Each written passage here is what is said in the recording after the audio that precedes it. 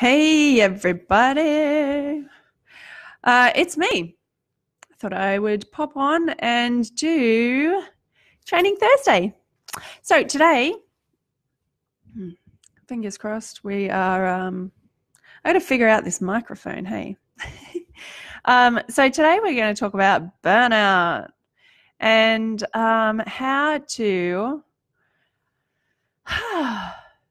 not necessarily be in balance, because balance is a little bit of a furphy in my belief. Let me know if you can hear me if you're joining. So I wanted to talk about burnout and balance and business and what it's all about. So let me know if you can hear me. I need a thumbs up if you can hear me. Otherwise, I've got the wrong button. Oh, okay, we got a thumbs up. Hey, who have we got? Elia. How you doing?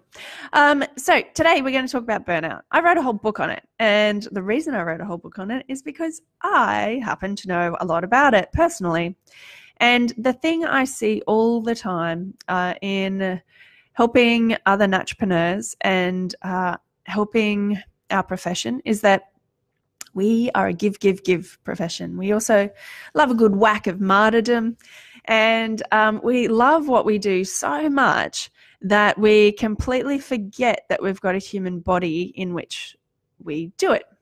And I did an online, what was it called? Like an online webinar series, and I interviewed 10 of my favorite, most epic practitioners in the whole wide world. We had Deanna Minnick, we had Patria King, we had some other amazing peeps. Rachel Arthur as well. And everybody has had a story about burnout. Some even to the point of closing their doors for like a week or a month and not actually being able to do the thing that they are so amazing at, which is help people, right? So I have had enough of that. I think that working ourselves into the ground is not helping anybody, and it's definitely taking ourselves away from helping more and more clients. So I wanted to have a conversation to consider today about burnout and about the other shame around getting sick or having that flip side of being health and well-being and all of the things, and being okay with having the downtime as well as the uptime. So, hey, who have we got? Tracy and Julie and Lisa. Hello, lovely. Linda and Chris. Beautiful to see you guys. So, who here has experienced burnout or a variety of burnout? Now, all of our definitions about burnout change.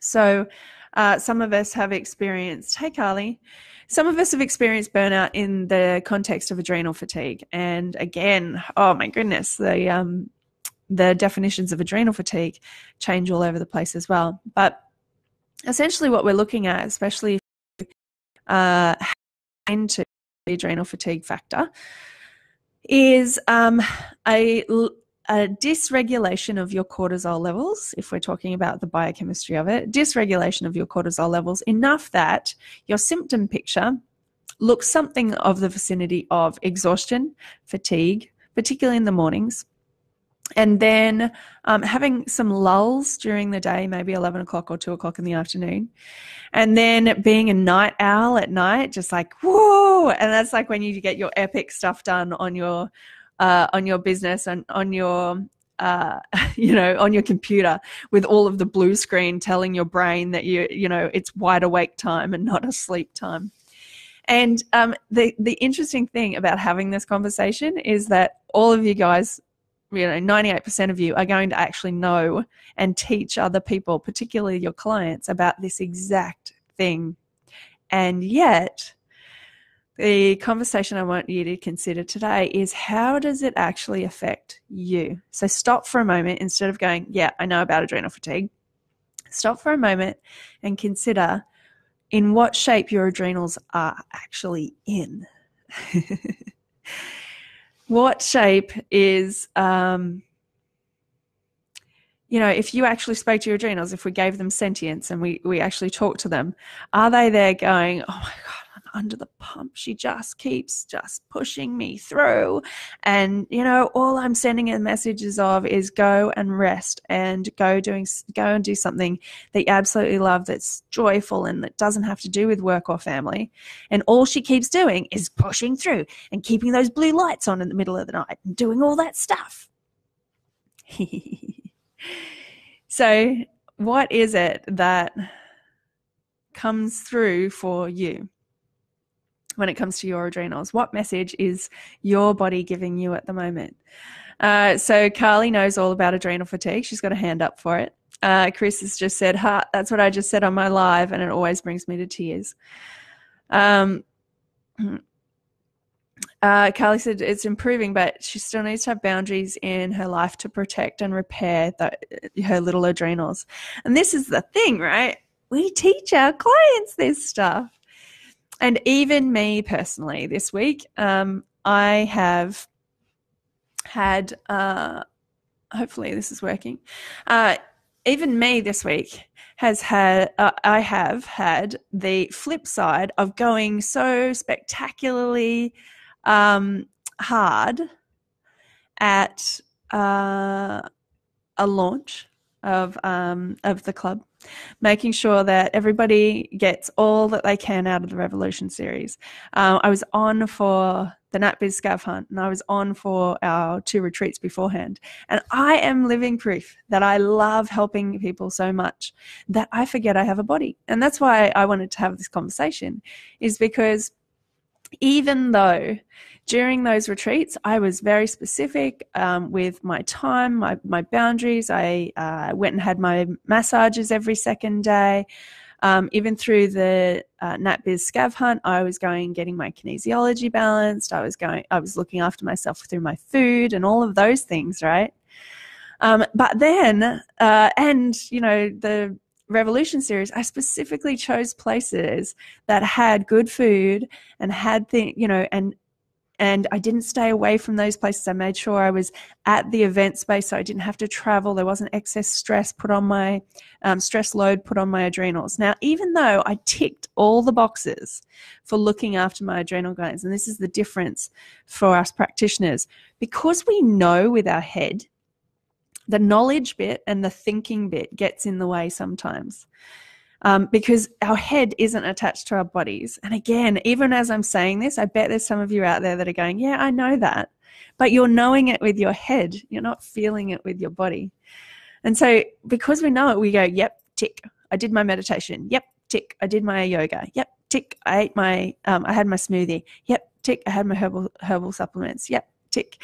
And it's a tick kind of scenario rather than dropping into what your body actually needs. Now, I'm telling you because I go through it, and I wanted to bring up this conversation to make sure that it's a conversation that we are having. It's not something that we just go, oh yes, I treat plenty of people with adrenal fatigue and therefore I know a lot about it. I think there is something missing in our profession in that we don't talk about the hard stuff. We don't talk about closing the doors because we're burnt out. We don't talk about the days that we send out the vibes because we have focused. Some of you guys might have needed it after the NatBiz Scav Hunt, right? Where you did so much work on your legals, did so much work on all these other things. You sent out the vibes so that clients wouldn't come, so that you didn't have so much quite to do on your to-do list.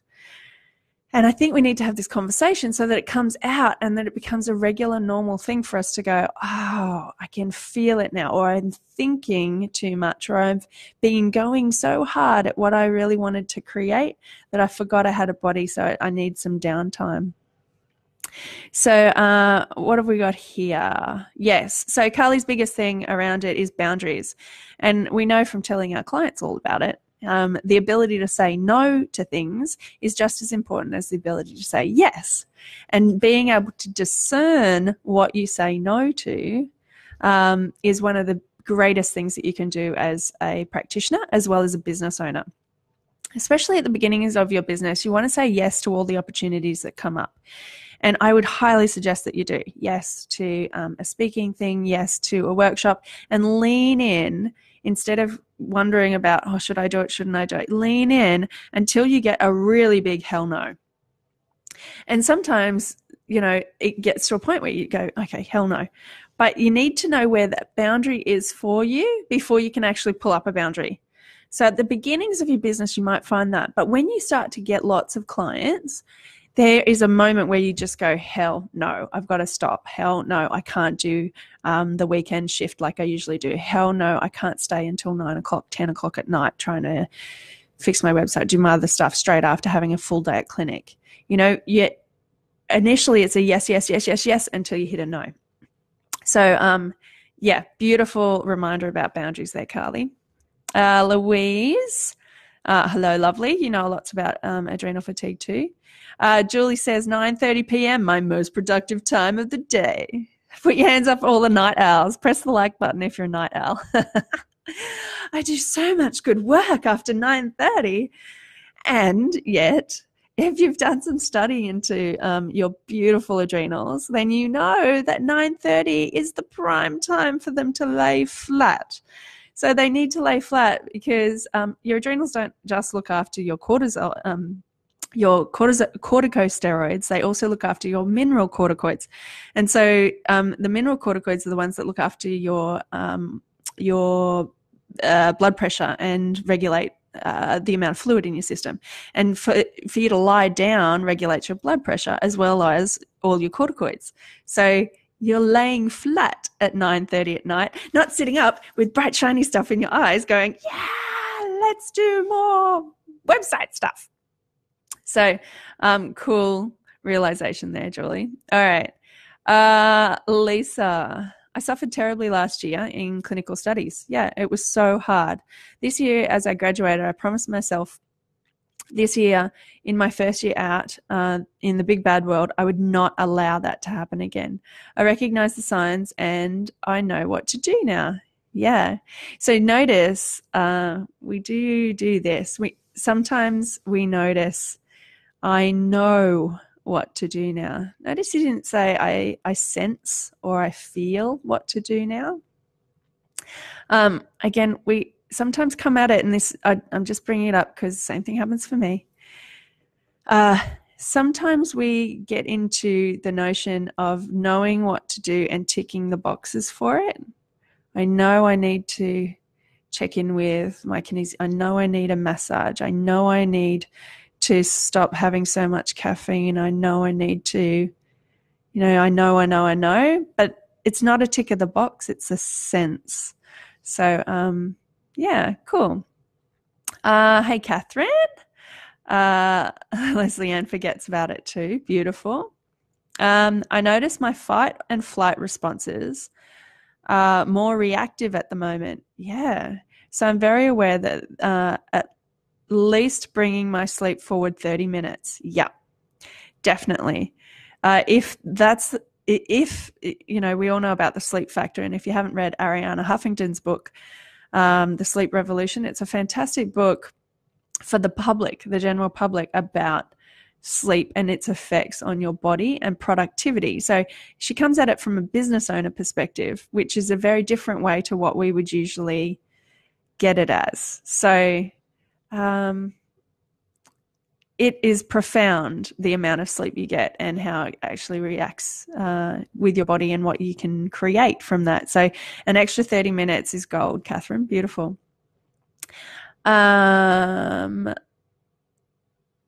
Chris, I cancelled some extra training that I was meant to go on Monday.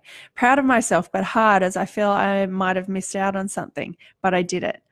Ooh, who else is in that boat? The fear of FOMO, the fear of missing out, can sometimes be so huge, but you know that feeling when you're actually exhausted, and you know that feeling that when your body really, when you can sense that level of cellular fatigue that you have to surrender into it. Putting that first takes a lot of courage because of the FOMO situation. And the result for 3 days afterwards is such an amazing level of instead of cortisol disruption, cortisol regulation. So that's well done, Chris. That's awesome. And that's the other thing, we often consider, FOMO is huge, not only for courses, but also for hanging out with family and friends that might not get it, that might take up so much more energy and time. But being able to say no when we're starting to feel and sense that fatigue, and letting ourselves surrender into feeling that fatigue. The beautiful thing about having your own business is that you can actually maneuver it to have the time off. Now, when you're creating your business, one of the biggest things is that you get to create your ideal week. And we have this rule, and I talk about rules in the Revolution series, but it's from Vishen Lakhiani. He talks about bullshit rules. And this rule that we've bought into, that we have to ideally work 9 to 5, 3 to 5 days a week. And that's a load of crap. We don't actually, when you run your own business, you are the CEO. You dictate what timing you have at work. And if your body is better asleep until 10 a.m., then you can start at 10:30. If your body kicks off in the mornings and you love it, you can start earlier. It's totally up to you. And this is the thing about being in alignment with your business, and your business being in alignment with you, is that you can create whatever you want. You totally have permission. And sometimes this is one of the biggest aha moments for a lot of the Natupreneur Club, is that you're in charge. Just because you used to do it one way doesn't mean you can't change it in the next month. And being able to support your body system, and being able to support, because without your body, you can't do what you do. Without your body, you have no business. So if you can support it, even through the timing of which you do your business, and even with which the timing that you are actually on and your brain's working to help your clients, then the better off you are, right? So I guess my action for you this week is around, what would it look like? What does self-care primarily look like for you? If it wasn't just a tick of the box, what's like one of the juiciest things that you could do to look after your body? And number 2 is, what does your ideal week look like? Now, when I first started with the ideal week situation, I was like, no, I've got to work 9 to 5, Mondays, Wednesdays, and Thursdays, because that's what it was. And then we had Thursday night, late night shopping, because I felt bad that I wasn't available on the weekends. I wasn't available on a Saturday. And so I made my Thursday go right up until like 8 o'clock at night. And then I realized I wasn't, I was jam packing those days. I had so many clients, but I was doing not only myself a disservice, because I would miss lunch because I was jamming everybody in. I'd forget to have my afternoon tea. The beautiful signs of adrenal fatigue, skipping meals, forgetting, putting everyone else first, not even thinking about yourself. All of that kicked in. And what I realized was I was starting to miss things, especially in the mornings. So what I realized about my body was that it got this creativity in the mornings. And it was awesome up until about 2 o'clock. And when I created my ideal week, I got into this amazing creative zone in the mornings. So I started to create my e-courses in the mornings, and I went on my bushwalks. I would specifically meet with friends of mine who were entrepreneurial, and we would go for bushwalks and have this creative, juicy time talking about things. And then because my cup was full and my stress was down, I would then go to work and I'd be totally on for my clients in the afternoon. And you can do that too. If you work better in the afternoons, then create the ideal week that you could be on, not only for yourself and your body, but for your clients as well. All right. Alaya, I am mentally burning myself out, which translates to physically. Yeah, that's a good point. Often we think, overthink, overwhelm actually takes up as much bandwidth and as much cortisol. Like our body doesn't know the difference between a mental or emotional stressor and a physical stressor. And so we go and put all of this stuff in our heads. And it's like, carrying around, a ridiculous amount of weight, or carrying around, it's that same amount of cortisol response that you have for it. So trying to plan and organize my new setup with a million ideas about what I want to do. I end up physically and mentally exhausted before I've actually achieved anything. Beautiful awareness. So what could you do to set up your week so that you have a level of spaciousness, you have a level of being able to look after yourself? And if the other kind of caveat to that is, if you're not good at it, outsource it. So my beautiful old clinic manager, she was extraordinary at looking after me. She would make sure that I had the time that I needed at lunchtime. She would make sure that I had the afternoon tea time that I needed. She would kick me out of the clinic to go and have time out in nature at the local park every day, so that I would actually reset and be, having my cup filled up. I have another amazing practitioner who I mentor, and she takes 2-hour-long lunch breaks, specifically because she sees so many clients during the week that if she has those 2 hours, she knows that some of it can be eaten into sometimes with client stuff or staffing stuff, and then she still is managing to look after herself in the meantime. So, yeah, cool. All right. So, number one, what does self-care actually look like? What's the juiciness like? What does it feel like and sense like? Not knowing that you have to go to the massage place, not knowing those things, but what does it actually look like? So that would be my number one thing for you guys this week. And number two is, how can you shift and change your timetable so that you are actually looking after you and your adrenals at the same time as being of best service to your clients, because you are in charge of your business and you are in charge of your time. It doesn't dictate to you. So make sure, if you want to, you have permission to change exactly what that looks like. All right. Cool.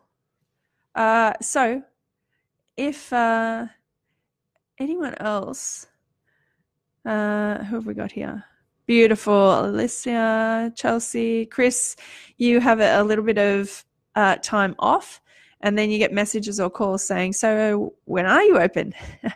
Yeah, so this is the interesting thing, right? The time off thing. When you are so burnt out you have to take time off, that's exactly what's going to happen. But if it's your regular hours every week, then people get used to whatever those times are. And you start to, because you are so much more present and so much more there for your clients, then you're going to get a better response. And at some stage, you could up-level and get a receptionist who allows that space to be open all of the time. Or if you are in somebody else's space, there might be a receptionist that opens all the time for you as well. So it's a balance between finding what works for the amount of clients you have and looking after your body at the same time. So beautiful. Chelsea's self-caring at the moment already by sitting in the physio reception area and waiting for an appointment. I love that. Cool. So thank you guys very much for a conversation to consider today. I hope that you take some type of action this week that specifically helps you and your adrenal glands, so that we don't have this ongoing thing that happens to our profession. And I hope this is a conversation that we can continue to have and not be ashamed of when we get sick, not be ashamed of the times when we go out of balance, to know that we can come back into balance, because we are all spectacularly human and we all have these wonderful lessons to learn about it. So thank you guys. All right, I'll catch you guys later. Bye.